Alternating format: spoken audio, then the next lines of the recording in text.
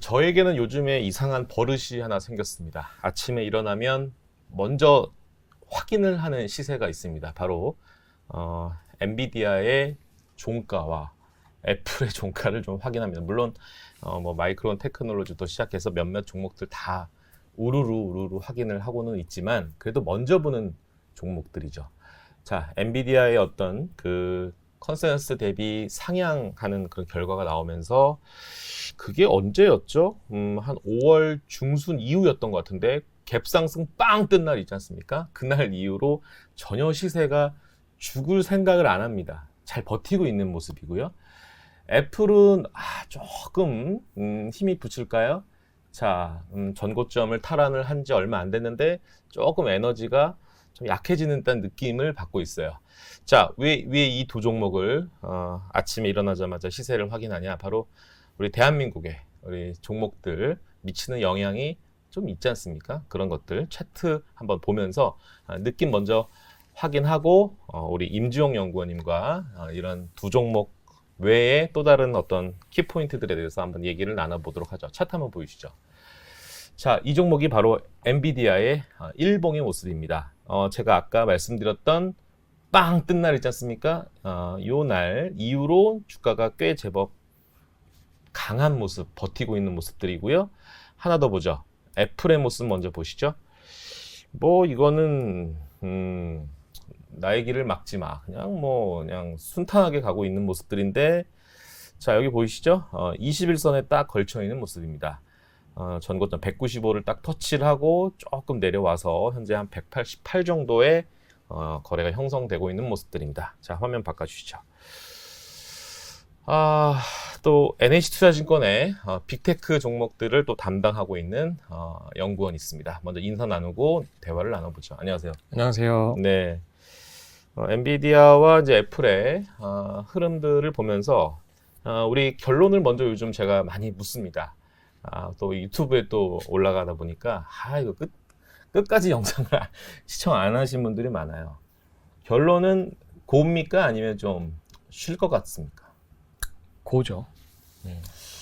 고예요? 너 너무 쉽게 얘기하시는데 왜 고입니까? 뭐 최근에 뭐 키뱅크라는 그 회사도 있고 뭐 골드만삭스도 그렇고 이 엔비디아에 대한 목표가를 지금 엔비디아는 키뱅크에서 한 550달러까지, 그다음에 골드만에서는 한 495, 거의 500달러까지 목표 주가를 상향하는 그런 움직임이 나타나고 있거든요. 근데 임지영 연구는 아직 업데이트가 레포트 한번 보여주실까요?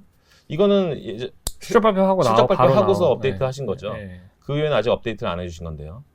이제 뭐 보고서로는 안 썼죠. 안 썼죠. 네. 어쨌든 왜 곱니까 엔비디아? 제가 이제 생각하는 거는 이제 엔비디아가 1조 달러를 터치를 하고, 네. 그래서 제가 뭐 단기적인 어떤 6개월 가지고 6개월 가지고도 사실 올라갈 것 같긴 한데, 예. 궁극적으로 엔비디아가 터치할 수 있는 시가총액에 대해서 말씀드릴게요. 네. 지금 1조 달러잖아요. 예. 좀 공격적으로 하면 2.5조. 2점. 그리고 적어도 2, 3년 안에 2조 달러. 네, 보고 있습니다. 저기 레포트 한번 쭉 내려봐 주실래요? 제가 요걸 한번 보여드리고 쭉 더 내려주세요. 이게 2000 요거 한번 마우스로 한번 보여주실래요? 실적을 보면요.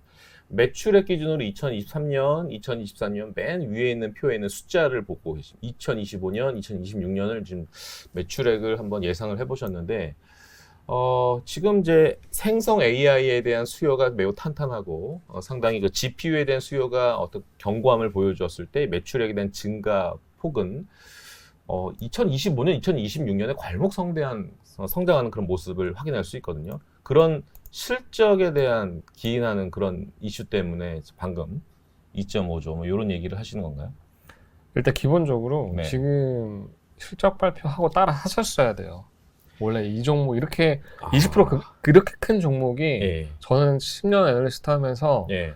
이렇게 큰 종목이 50%를 상회하는 컨센서스 상회하는 가이던스를 준 건 처음 봤어요. 분기 이거는 예. 거의 이제 가장 먼저 AI에 대한 거를 숫자로 증명할 수 있는 가장 첫 번째 기업인 거죠. 네.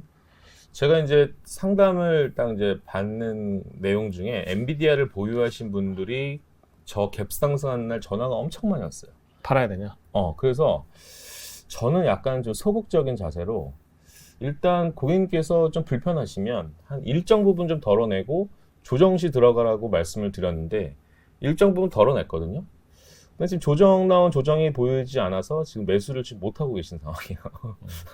그런 상황인데 대부분 투자자들이 당황스러운 거죠. 아, 이제 다 왔구나.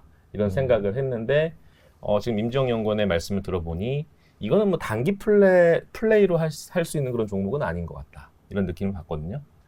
그러면 이게 뭐 방금 얘기하셨던 그 숫자의 목표 기간은 이거 되게 과소 추정된 거예요. 이거 제가 추정한 거보다는 컨센서스 평균치를 내놓은 건데 이거 되게 과소 추정된 거고 야, 그래요? 이거는 사실상으로 보게 되면 지금 데이터 센터 매출 비중이 거의 50% 넘어가는 국면에서 지금 상황은 말씀드리면 호텔 성수기 느낌이에요.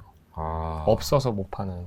그렇습니까? 네, 완전 공급단에서 우려가 발생할 정도로 지금 초과수요 상태가 제가 봤을 때 올해까지는 전혀 문제가 없는데 만약에 뭐 AMD나 이런 경쟁 제품이 만약에 나온다고 하더라도 저는 엔비디아의 경제적 혜자가 저는 최소 2, 3년 동안 유지될 거라고 봐요. 네. 그 이제 이유는 이제 쿠다라는 소프트웨어적인 요소들이 생태계가 너무 견고하기 때문에 네. 단순하게 AMD 같이 경쟁 제품 미스 300을 내놓는다고 하더라도 쉽게 그렇게 교체되지는 않을 거라고 보고 있고 예.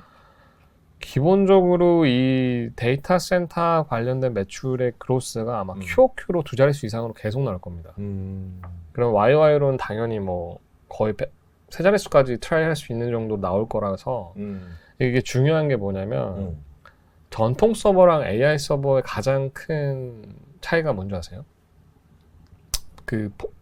부품 구성 요소 중에서 전통 서버에서는 GPU가 차지하는 비중이 맥스 30%예요. 30%. 근데 AI 서버에서 GPU가 차지하는 비중이 얼마인지 아세요? 맥스 75에서 80까지입니다. 다른 부품도 당연히 늘어나는데 이게 이제 독보적으로 늘어나는 거예요. 야. 그 GPU 8개 패키징해서 거기 HBM 넣고 한 게 이제 DGX100 그 H100 제품인 거예요. H100. 네.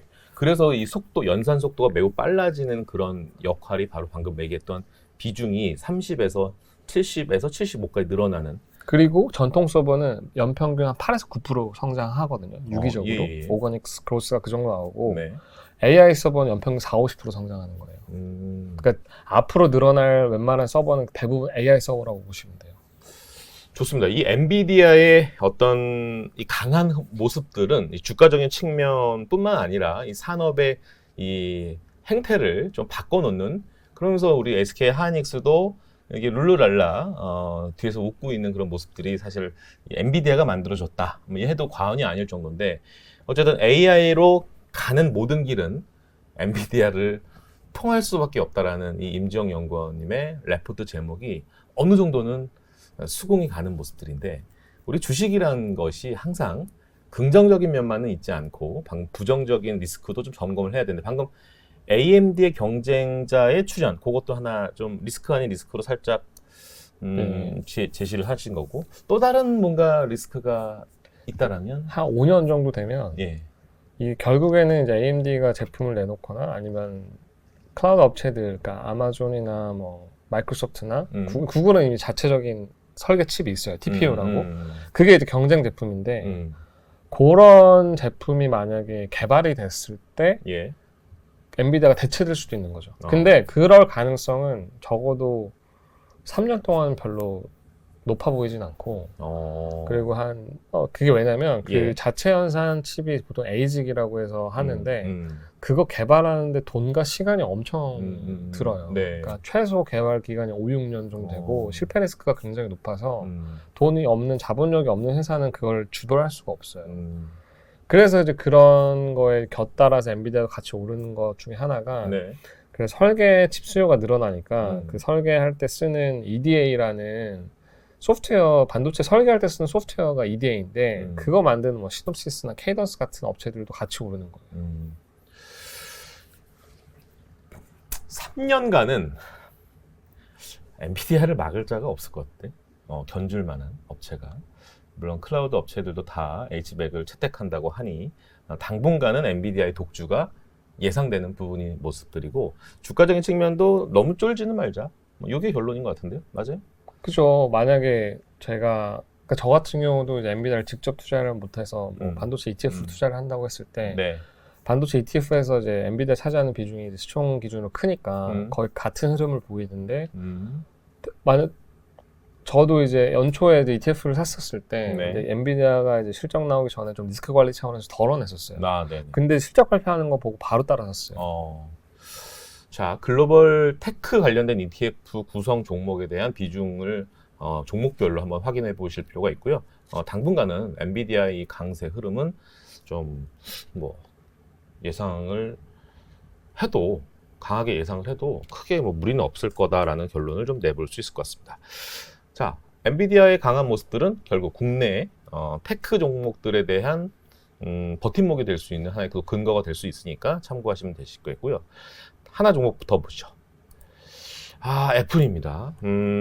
우리가 이제 전통적으로 이제 PC 시장 많이 좀 이제 얘기를 또 많이 하는데요. 이 출하량 점유율 다 하락을 했습니다. 1위부터 5위까지 다 하락을 하고 있는데 애플만이 유독 작년 대비해서 10% 이상 성장하는 모습을 보여주고 있고 또 조만간 아이폰 15 나오죠. 그리고 최근에 AR인가요? XR인가요? 그거 XR이고 XR 생긴 건 VR인데 구현하고자 하는 건 AR이에요. MR 디바이스죠. 이게 한 시장에서 이제 살려면 한 내년 이후나 되려나? 그렇죠? 아마 국내 출시 론칭은 불확실한데 25년? 미국에서는 내년 초에 살 수 있어요. 내년 초 살 수 있어요. 근데 가격이요 거의 500만 원 가깝습니다. 상당히 비싼 제품이어서 3,500불. 예, 이게 길거리 다니면서 다 안경 이 AR, XR 쓰고 다니는 사람들이 한 2, 3년에는 나올 거라고 예상이 되는데 어쨌든 자 애플의 모습입니다. 애플의 레포트도 사실은 최근 레포트는 없어요. 이거는 이제 최근 레포트는 없고 네. 제가 이제 비전 프로 제품이 나오고 나서 그것만 따로 분석한 자료를 가져왔어요. 일단 전통적인 어떤 종목 분석을 한번 레포트 한번 먼저 보여주시고 신흥국을 바라본다라는 모습으로 이제 레포트를 써주셨는데 이거는 뭐 인도라든지 이쪽을 그렇죠. 이쪽을 지금 노리시고 얘기하는 거고 소비자의 어떤 그 구매력 요거는 또 중국 쪽에서 인도 이쪽 신흥국으로 좀 확대되는 듯한 그런 레포트 내용들이 있는 것 같은데 일단 주가적인 측면부터 여쭤봐야 될 것 같습니다. 지금 188 엔비디아처럼 강한 어조로 말씀하실지 좀 궁금합니다. 애플은 예. 그러니까 제가 지금 얼마 전에 3조 달러가 맞아요. 예. 트라이 했었는데 네. 돌파했었고 근데 저는 이제 궁극적으로 이제 방향성 결론부터 말씀드리면 예. 유일하게 4조 달러 이상 트라이 할 수 있는 기업이라고 봐요. 그러니까 저는 빅테크 안에서도 지금 탑 7이 있는데 그 안에서도 나랫비를 세우면 애플, 마이크로소프트는 이제 3, 4조 달러 이상 가는 거고 그 다음에 이제 세컨 티어가 원래는 이제 메타, 아마존, 알파벳 이런 애들이었는데 네.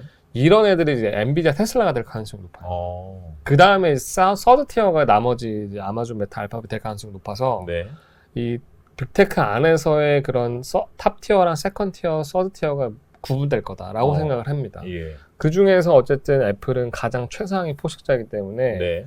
기본적으로 저는 여전히 이 시가총액에서도 업사이드가 있다라고 보고 있고 그거에 이제 가장 큰 근거는 이제 XR이라든가 향후에 뭐 미래 이제 뭐 모바일 비즈니스라든가 그 모빌리티 비즈니스라든가 이런 건데 모빌리티는 사실 뭐 베일에 휩싸여 있으니까 뭐 제외하고 일단 XR은 이제 공개가 됐잖아요. 예. One more thing 이러면서 예. XR 기기 같은 경우 사실 향후 2, 3년 동안 EPS에 그렇게 기여도는 거의 없다고 보시면 돼요. 그렇죠. 자, 그러면 이 관련된 XR, AR 관련돼서 임정영 군이 인덱스한 자료를 또 준비해 준 게 있거든요. 자료 보면서 이 내용이 되게 방대하더라고요. 그래서 이거를 지금 영상으로 다 보여주기에는 좀 무리가 있고 임정영 연구원에게 제가 한 3분에서 5분 정도 시간 드릴 테니까 이거 짤막하게 핵심만 좀 잡아서 좀 설명 좀 부탁드리겠습니다. 뭐 역사는 뭐 딱히 제가 읽어드릴 필요는 없고 이게 사실 10년 됐어요. 14년부터 시작된 건데 14에서 16년을 기억해 보시면은 그때 처음으로 VR이라는 개념 자체가 소개가 되고 핫했어요 나름. 왜냐면 뭐 구글의 카드보드라든가 삼성 기어가 나오면서 맞아요. 500만 대 팔리고 나름 흥행을 했었는데 그러고 나서 한 2020년까지 겨울이 왔습니다. 16년부터 4년 동안. 네. 그리고 나서 20년에 메타 퀘스트 2가 300불 딱 가성비 나오면서 2천만 대 거의 팔았어요. 그러면서 다시 한번 올해 이제 PSVR 2가 나오고 비전 프로가 나온 그런 역사 흐름이라고 보시면 되는데 메타는 이름 바꿨잖아요. 그리고 600억 달러 10년 동안 투자했어요. 포기할 수가 없어요. 네네네. 그래서 이건 비전이나 로드맵이 명확한 겁니다. 예. 근데 아시다시피 대중화가 힘들었던 이유는 여러 가지 이유가 있겠죠. 그래서 뭐 일상적 유용성 제공하지 못했던 것도 있고 무거워. 킬러 앱도 있고 무겁고 멀미나고 네. 사실 배터리도 뭐 이번에 나온 비전 프로조차도 2시간밖에 안 되니까 맞아요. 되게 힘든 거죠. 근데 제가 봤을 때 이 애플이 비전 프로의 의미는 뭐냐면 사실 메인스트림이 될 가능성은 단기에 낮아요.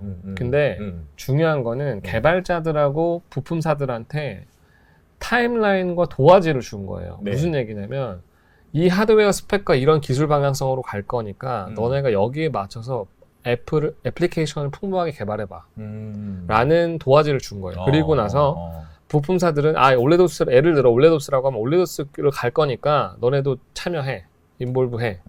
그러면 지금은 소니가 솔벤더로 공급하고 있지만 삼성 디스플레이, LG 디스플레이 할 거 아니에요. 근데 지금이야 뭐 내년 해봤자 출하량 30만 대, 40만 대인데 의미가 없잖아요. 지금 XR 기기 시장 2천만 대, 콘솔 시장 합하면 4천만 대.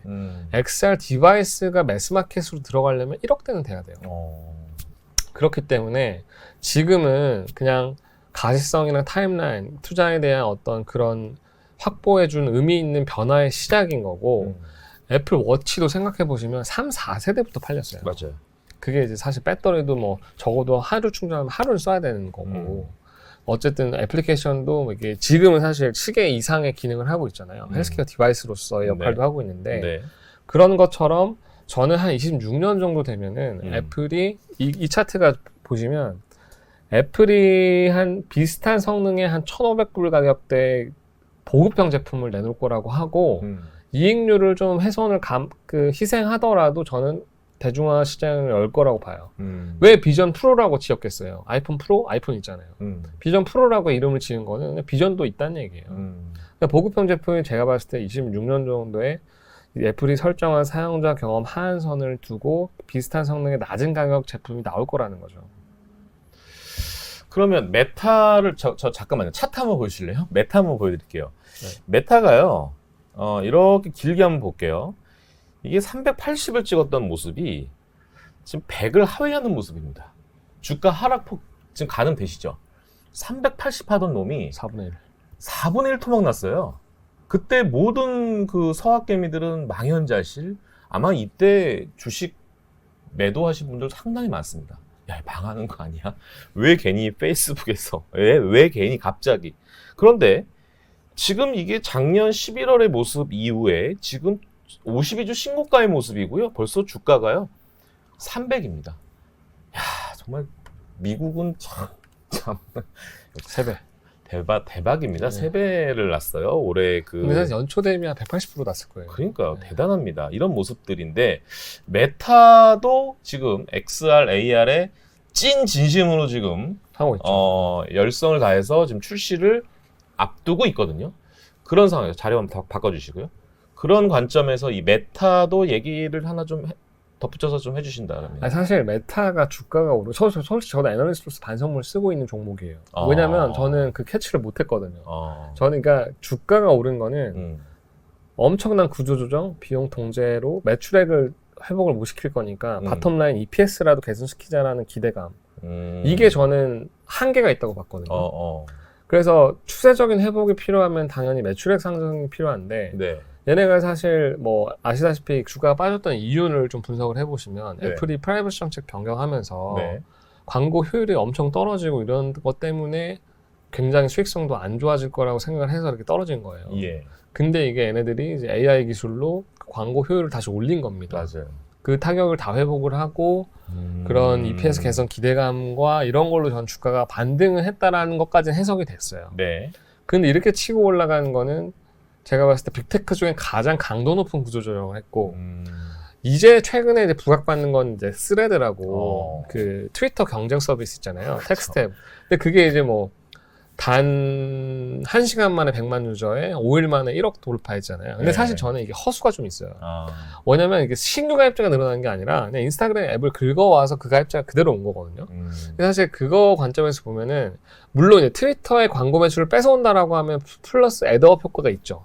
하지만 그냥 인스타그램 매출이 죽고 이게 올라가면 사실 의미가 없어요.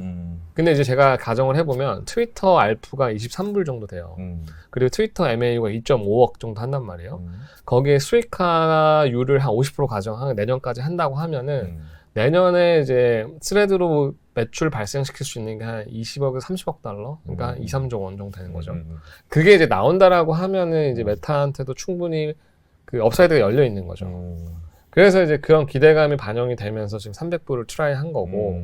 그러니까 사실 저도 이제 이런 부분을 이제 빠르게 캐치하지 못한 거는 애널리스트로서 반성을 하는 거고.